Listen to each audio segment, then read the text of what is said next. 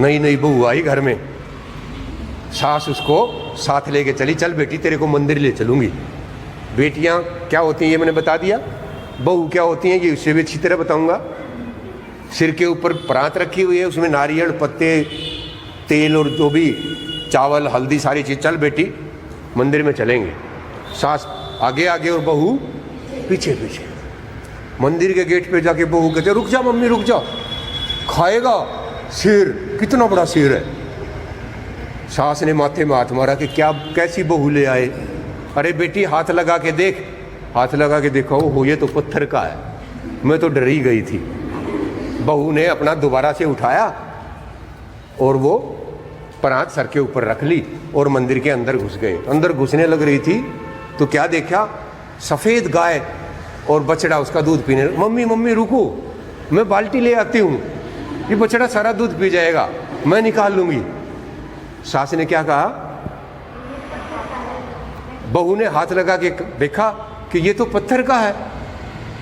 हाय ये भी पत्थर का है, मैंने तो सोचा असली का है। सास इस बार तो पक्का हो गई, तो इससे बेवकूफ़ बहू तेरे को नहीं मिल सकती थी। अंदर पहुंच गए, परात उतारी और सास ने कहा बेटी शिवलिंग के ऊपर दूध चढ़ा। बहू ने शिवलिंग पर हाथ लगाया और बोली मम्मी ये तो पत्थर का है, मेरे देवी देवता तो आप और पापा हो, आप दोनों की सेवा करूंगी तब मेरा कल्याण होगा, पत्थर के पूजने से मेरा कल्याण नहीं होगा। बड़े बेकार बच्चे हो भाई, ताली नहीं बजा रहे।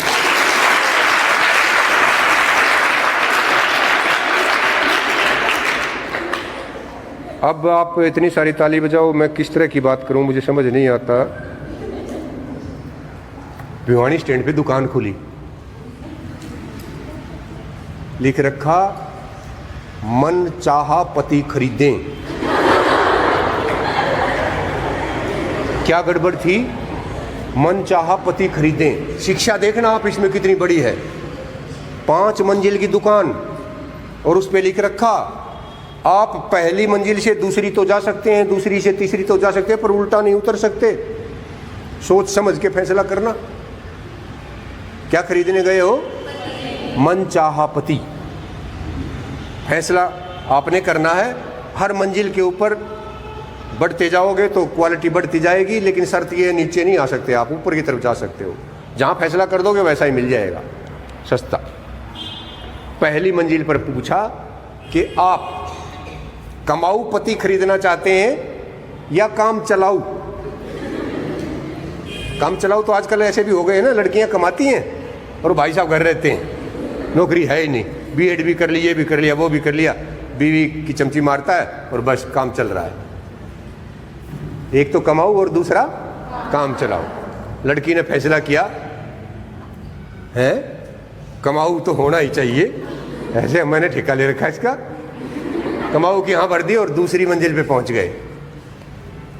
दूसरी मंजिल पे लिख रखा कि हैंडसम चाहिए या टूटा फूटा भी चलेगा। लड़की ने फैसला किया भाई देखो मैं ठीक ठाक हूं तो वो भी ठीक ठाक होना चाहिए, हाइट का ये वो कलर फलर सारी बात। तीसरी पे पहुंच गए, वहां पर लिखा हुआ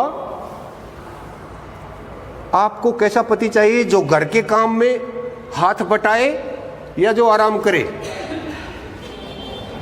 है भाई घर के काम तो करने चाहिए, आजकल दोनों नौकरी करते हैं, तो पति अगर काम नहीं करेगा तो काम कैसे चलेगा। और लास्ट वाला जब 5वीं मंजिल पे पहुंचा ना, तो वहां लिखा हुआ आपको वफादार पति चाहिए या बिना वफादारी के भी चल जाएगा। सोचने की बात है भाई ये तो। और जब उसने कहा ना कि वफादार चाहिए, सारे गुण गिना दिए भाई, कमाऊ भी हो, हैंडसम भी हो, घर का काम भी करता हो, वफादार भी हो, और एक आधो कोई और भी गिना दी होगी। सुंदर तो हैंडसम में ही आ जाता है। तो आगे गेट पे लिख रखा आपका गली में स्वागत है, और वो गेट गली में उतर गया। क्या समझ में आया कि जैसी कल्पना हम करते हैं ना, सारी चीजें सभी जगह नहीं होती। 100% या आदर्श चीज़ प्राप्त करना, चाहे वो कोई भी है, ये सिर्फ पति की बात नहीं है, हर चीज़ में आप देखोगे ऐसा है। और जब हम ये सोच लेते हैं कि हाँ हमें ये गुण चाहिए, बस वो गुण मिलते ही हम अपना फैसला कर लेते हैं। और जो लोग इस चक्कर में रहते हैं, है तो चुटकुले की बात पर आपको अच्छी बहुत लगेगी, बता दूं, ये रिकॉर्ड भी कर रहा है, बेशक करे। मैं गवर्नमेंट कॉलेज भिवानी में लेक्चरर लग के गया भाई, और ये बात है सर 1987 की। 1960 में मैं पैदा हुआ था, 27 साल का था भाई। रिश्ते विश्ते के लिए खूब प्रोग्राम चल रहा था और बात तकरीबन फाइनल सी हो रही थी। हमारे साथ वहाँ एक मैडम सांगवान थे, वो मुझे याद है उनका नाम। वो मेरे से बड़ी उम्र के थे, पर वो रिश्ता ही नहीं हो रहा था उनका। किसी को तो कहीं ये थोड़ी छोटी है, किसी को कहीं ये कम पढ़ी लिखी है, किसी को कहीं इनका घर ठीक नहीं है, किसी को कहीं कुछ, किसी को कहीं कुछ। और करते करते भाई एक लड़की जिसको उसने रिजेक्ट किया था ना, ये कह के ये तो छोटी है, उसके पापा ने उसके साथ वाले घर में लड़का देख के और वहीं शादी कर दी, छोरी। बात समझ में आई? जिसको वो रिजेक्ट करके आया था ना, उसके लिए उसके साथ वाले घर में लड़का मिल गया और उसके साथ शादी कर दी, और वो लड़की वहाँ आ गई। अब वो दोनों रहते हैं, वो पड़ोस में सांगवान साहब रह रहे थे, और इधर वो नई लड़की आई थी, बहू बन के वो रह रही थी। नीचे सब्जी बेचने वाला आया, आवाज़ लगाई, भिंडी तोरी ये वो फलान धकड़। सांगवान साहब नीचे आए और भिंडी देखने लगे, ऐसे देखें ये रखें हुए। इतनी देर में वो मैडम आई, वो लड़की आई, और वो कहती है भैया आधा किलो भिंडी दे दे। तो वो रेडी वाला कहता है बहन जी रुको, इन बाबूजियों को दे दूं फिर दूंगा, क्योंकि वो पहले आए थे। तो पता उस लेडी ने क्या कहा?